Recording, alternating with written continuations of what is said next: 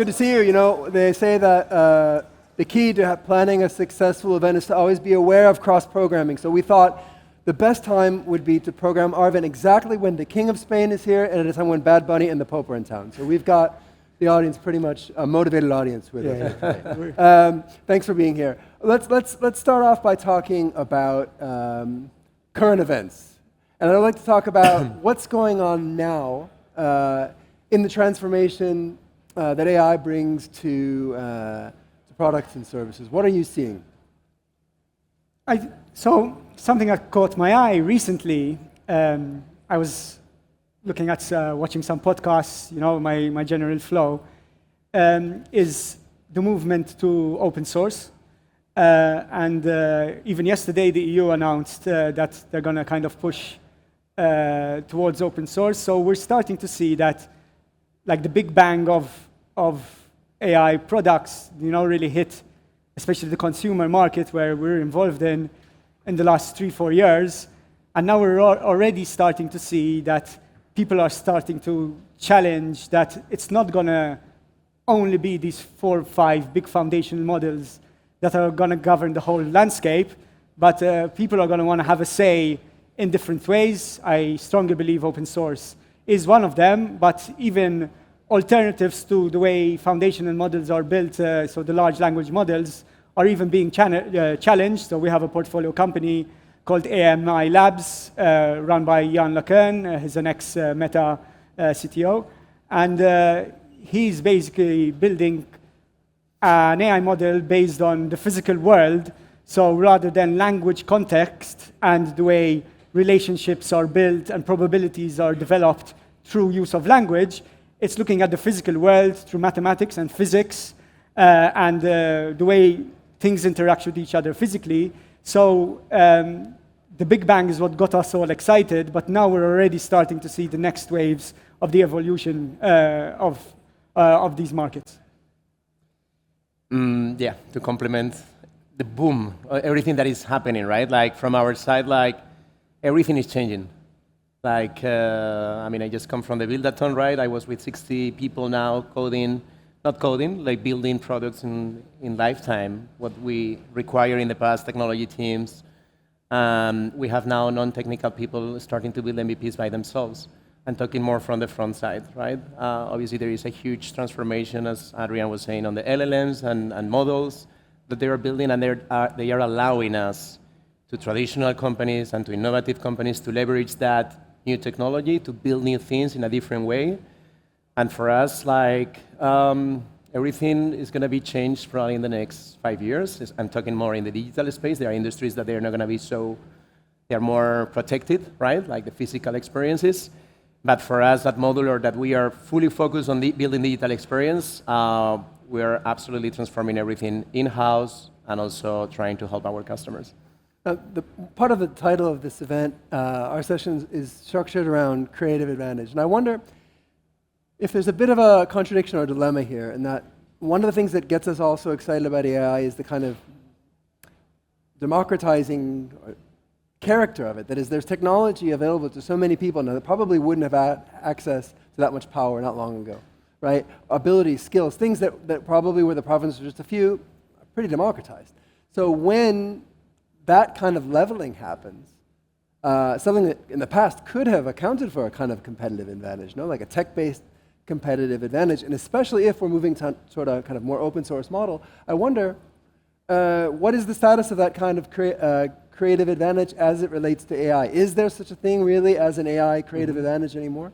So, sorry, competitive advantage, let's say. So So Bitcraft Ventures focuses a lot on the consumer space, digital entertainment, media, and especially a lot in video games. And in the world of video games, when these communities come together to play these online games, you have a lot of constraints, right? So people can enjoy these worlds, engage with these worlds in a very constrained space.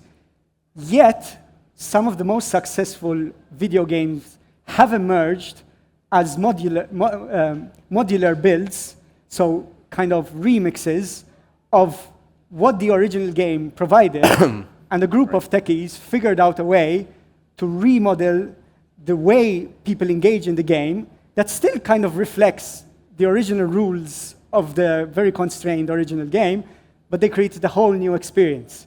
And these are some of the most successful games. So anyone into gaming, if you heard of League of Legends, this is one of the biggest games in the world. And it's basically built from the seed that was put into a different game. And why am I saying this? Is that we're still in the earliest innings of this AI evolution, and we haven't really witnessed the emergent gameplay come out. So if you're an entrepreneur, if you're hungry, if you have a unique cultural experience that you really want to build upon, I think the platform's there for you to be hungry and get very creative. And that's what I think. I don't think there's a constraint, but I think there's an opportunity. Jorge. Yeah, I mean, I agree that technology now might not be as it was in the past. Like, for example, a venture capital was like, hey, you need to have the best CTO and the best technical team in-house, and that was a very huge competitive advantage. That was in the past. I still think it's very key, because even if AI is allowed and everybody can build, to build right and the right things is very difficult, and you need to have a very, I think the competitive advantage is still in the industry expertise, understanding very well the industry, where if you're building digital, like one of the questions I was making the other day to one of the investors at Anthropic was like, dude, I think Anthropic is going to take over everything. Like, and he was like, no worries. I think they cannot take everything, right? Like, and I'm like, okay, and what's your point of view? And he was like, industry expertise, they are not going to be building products for every single industry in the world. It's true that they are building the base, and everybody can leverage this technology to build faster, or to be more intelligent, and to be more precise, to elevate the quality. And if you are a new player now and you build your AI native startup, probably you're going to be much more competitive than a bigger player, and you can get part of the market. But you still have a huge long way, right? Like the industry knowledge and all the client relationships, the experience, the omni-channel experience as well, I think is going to be the whole key.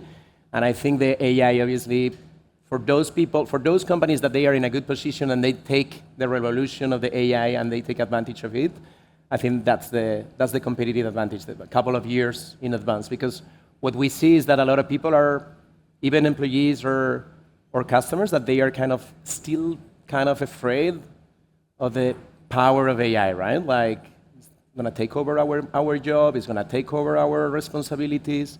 And I think those companies that they go forward without uncertainty and they go for it, they're going to be those who have the best competitive advantage. It's a mindset and cultural thing rather than anything else. So Jorge, I want to follow up with you on that question of the fear or the takeover, but also the opportunities afforded by AI in the design area. Okay, so what is the status of the designer?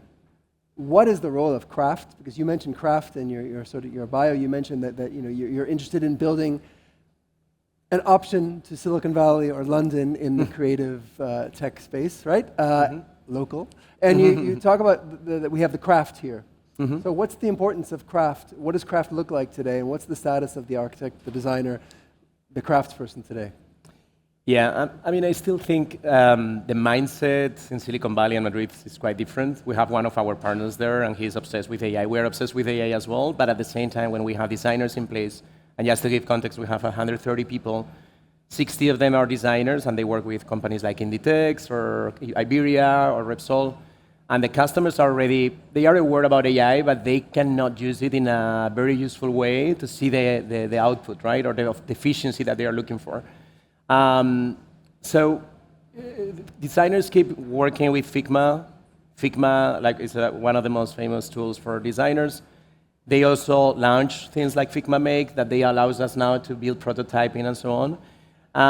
I would say not everyone is adopting AI in the same way. Like, but there are some people, as everything, right? Like when digital transformation came in, there were always people that they were more engaging with the digital transformation and changing the process. Some people are more believers, some others are less believers. So what we are seeing is the process are the key, the data are the key as well. So what we are doing now here is building agents and skills MDs where the designers are leveraging design systems, branding, putting them together, having a human on top, and having those agents working for them. But it's still very early. Like even we launched a new startup, Maito, and everything was designed in the best in the craft way, right? Like obviously trying to leverage AI more in the coding part. But yeah, we're in that intersection where we see it's happening, we can use it. But for example, with Iberia, we were talking yesterday, hey, we want an AI native designer. And we have probably one of the best pool talent of designers in Spain, and we don't find that profile. And we were talking to them, like, doesn't exist. And they were like, okay, it's fine. Let's lower the expectations. Let's have someone who is not afraid to build something with AI, who goes with Figma Make, goes with Lovable and Cursor or Codex, and try to build the product with AI. So that's what it would be now, an AI native designer or product manager, right? Now I want to turn to you, Adrian. I have a question. As an investor, I've got a question for you. You talked about speed, the speed of transformation, that things we don't have any idea what it looked like 5 years from now. I wonder if, when you look at investment, if those cycles, let's say the cycles of leading firms being disrupted by new technologies, we understand those to have a certain arc in time, sometimes decades even, right? I wonder if you anticipate or are already seeing a compression of those cycles of, let's say, obsolescence or irrelevance, or that new players appear quicker than they used to, given the supercharging power of AI. Yeah, so we're kind of taught to think in super cycles, and this is probably the big kahuna of the super cycles, at least in our lifetime. And this is why everyone is converging at the same time.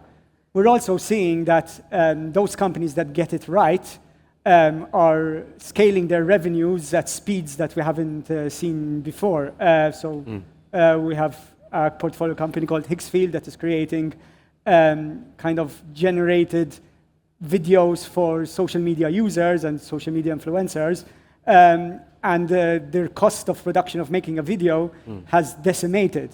So those production cycles, those go-to-market cycles, have completely been revolutionized and changed. But there's one scarce factor, well, not just one, but there's one scarce factor that we really look at very deeply, and that's the aspect of taste.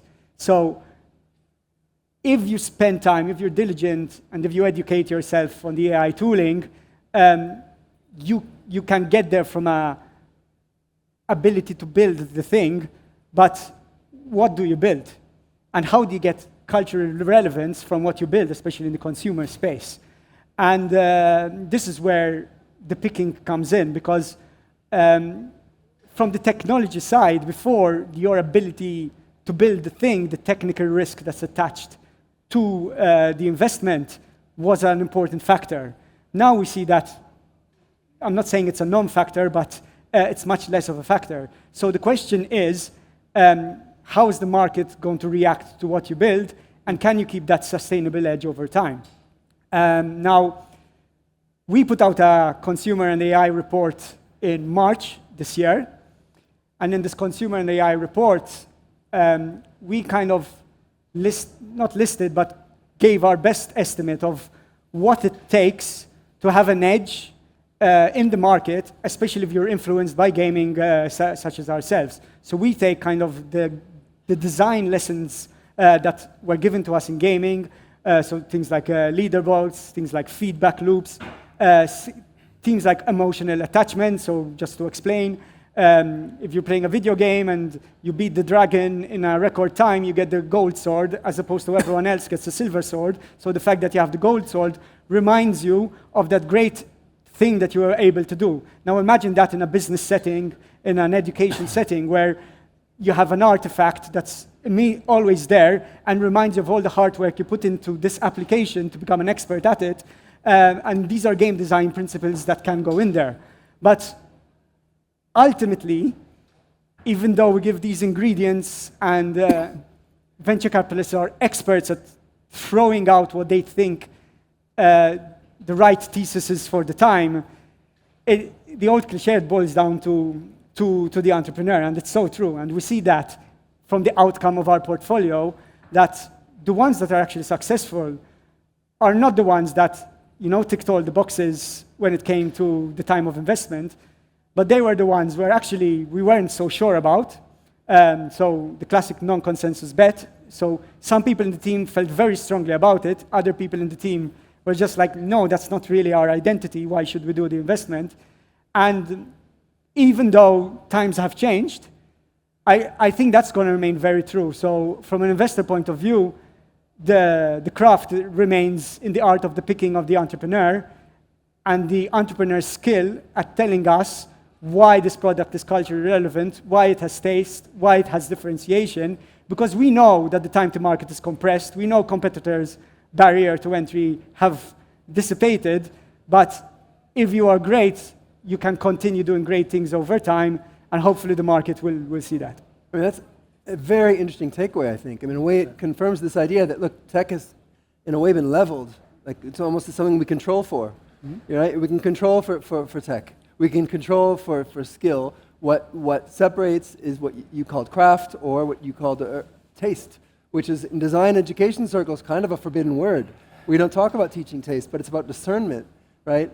So it's a really interesting kind of validation of the role of the entrepreneur, apart from AI, apart from all these other transformative things we're talking about. So it's a return, in a way, to earlier models of like, I've got a great idea, right?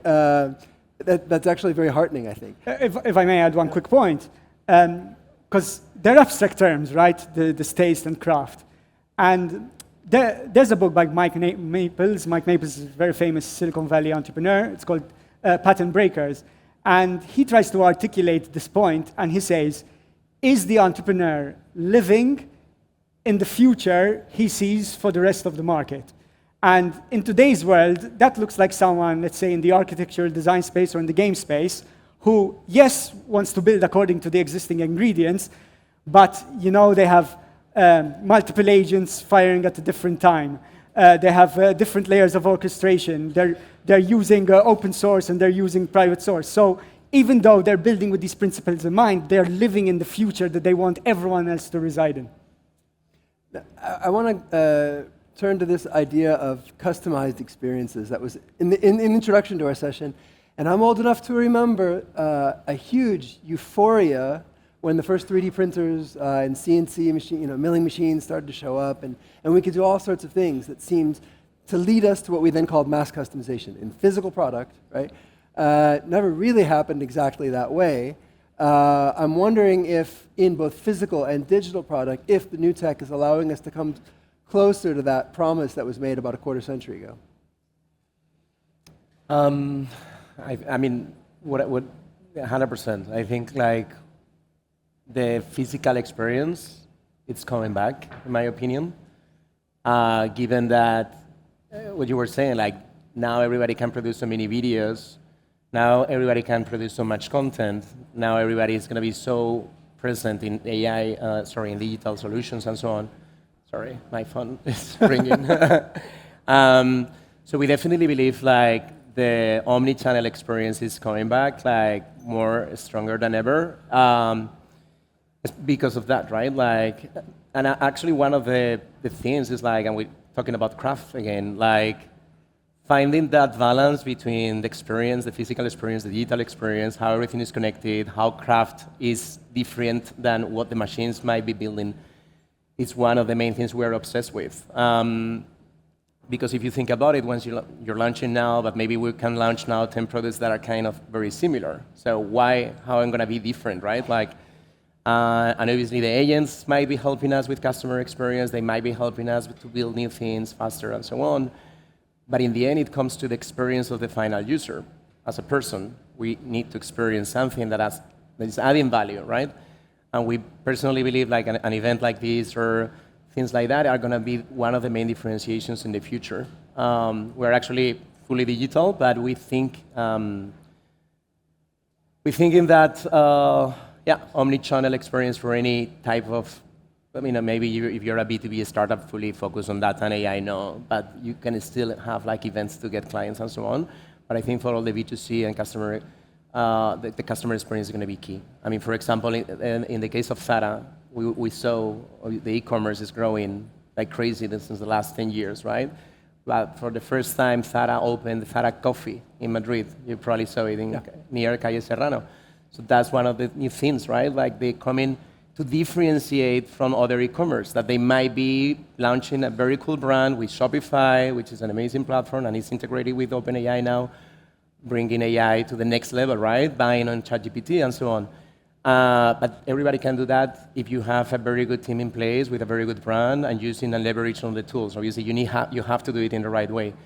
So what we think that physical experience, those physical products are going to be one of the main differentiations for the future. So I think there's one key word to answer your question of personalization, and that's context. So what are these models allowing us to do that we couldn't do before? So I'll give you an example on something I'm playing around with. I'm not the most technical, so I apologize to someone who's technical. Feel free to bash me later. But I'm building with a tool called Obsidian. Now, I used to use Obsidian 3 years ago because I love to write articles, and what I'd do is I would spend my weekends reading, and then you put these articles into Obsidian, and the Obsidian creates a mind map. And when you want to then write an article about all this thing you're researching, it basically tells you, okay, this is connected to that story, this is connected to that story, and it shows the nodes, and it shows how strong those connections are. Now, so that helps you write a coherent essay, making sure you don't miss points. Now, what's happening with AI? AI can ingest these massive amounts of data. So imagine, let's keep it on the personal level for now. So imagine that I want the AI to behave or provide responses in ways that are similar to my personality, similar to my demeanor. So I have different aspects of my personality. I love sports, I love to read, I love history, I'm a professional, and basically you are ingesting all this information into your foundation model, and then you put it onto a platform like Obsidian, and it can start basically layering in the different connections that you are feeding it through this context. So mass ingestion contextualizes it through Obsidian. And then when you need to pull output from your foundation model, let's say you're building a tool or you're writing a thesis or a report, and you want it to tap into your different realms of knowledge. So what it does is it very quickly scans through the Obsidian. It's basically going through your whole brain or your whole history of knowledge, and it's getting increasingly better at picking out the individual parts that are relevant for the outcome you're trying to build for. We weren't ever able to do that because most of the tools that we built were deterministic. Input in, process, output. Now it's huge amounts of input, a conversation to figure out what the process is, and the output is something called a stochastic output, which basically means today it might give me one thing, and if I change the way I converse with it, it might give me a different output, and that is great. That is great for creativity, that is great for uniqueness, it's great for personality and customization. We've never had that before, and again, we're still in the first waves of this, and I only gave you an example of how I am trying to build my own brain, let alone if you have the resources of a highly sophisticated organization such as theirs, who can do that in the concept of a brand, who can do that in the concept of a building, I imagine, who can do that in the concept of a city. These are great advancements, and the technologies are there. It's just who is going to use them in the most interesting ways. What you both talk about is kind of an acceleration and a gradual integration of these technologies into our lives, which in many cases make a shopping experience seamless, right? Things become more immediate. And I want to end by talking about my watch. Okay, I have this very mid-lip, which is a French watch from the late 60s. I love it, and it's terrible. I have to wind it literally 3 times a day, and I know that over the course of 24 hours, it will be off 3.5 minutes, like always. But I take that into consideration. And I'm using this instead of my Apple Watch, which died, and I just don't want to replace anymore. And I think I'm not alone because I see students using old SLRs, film cameras, and there's a whole fetish around Polaroids, and there's a return to things that give us friction, delay, difficulty. And I think one of the things you suggest in your last point is that in these processes of dealing with with models and tools. Like AI can actually inject unpredictability. But I wonder if you see in your work in design a need for a return to those modes of friction or discomfort or difficulty even, like me having to wind my watch, which I do 3 times a day. What is the place for this? Or is this just an artifact of another time that future generations won't know that discomfort in anything, right? So this is like where the thesis of the human and the AI come in. And so I come from a small island in the Mediterranean called Malta. And this is a saying that's common in the southern part of Europe. And in Spanish, it's el dulce hacer nada. It's the beauty of doing nothing. Dolce fare niente. Italiano. Sí. Original, yeah. And basically, what does that mean? I'll speak for myself, not generalize. I made my best friends, I made the best bonds in my life when you had time to kill, time to waste, talk about anything. You start a conversation talking about school sucks and then end up talking about God and why do we exist, because you have time and liberty. And that's the human experience, right? And something that's happening in Silicon Valley that's really weird is that we're using the best of tech, and this is the hottest startup that's coming out of Silicon Valley, to find friends. Why do we need AI? Why do we need cloud? Why do we need all these techs to do something that's pervasively human? I don't believe in a world where AI conquers everything. I believe in a world that there's going to be diversity and there's going to be the human element, and that human element will create the cultural resonance that is an advantage for your startup if you have that taste, if you have that ability to design. So that's my thesis. I 100% agree with you, and I know David as well. I actually personally doing more retreats than in my entire life, and I think it's related with AI and all the digital immersion that we have. I personally live with my phone like 24 hours, and I think I don't find ways to disconnect, right? So I don't know if it's about products like your traditional watch, but I'm sure it's going to be through human experiences and human intervention, right? I was seeing the robot dancing in the hall, and sometimes I'm scared, I'm like, that's cool. I don't know where we are going here, and we are building it ourselves. So at the same time, we are in part of this matrix system where we have to take this wave, because if you don't take it, obviously you're out. But at the same time, I think there is a huge human component that is emerging, and I think it's going to be stronger than ever. And I think it's also, we see a huge trend of spiritual consciousness increase. I see the tech leaders in Silicon Valley protecting their children to interact with phones and tablets. So I definitely think, and we are fully remote, people work with their computers every day, and I see people connecting more and more with workouts, meditations, not only finding friends, which I'm scared about, but if that's the first hottest startup now, finding friends, I feel like we are going to a very individualized world, where obviously mental health is coming from sharing with peers like you guys, and here with all of you, and feeling each other. So I 100% think it's going to increase. Yeah. Great, thank you. Well, on that note of, I think, what we could call optimistic ambivalence, we will end our session today. Thank you so much. Thank you. Thank you.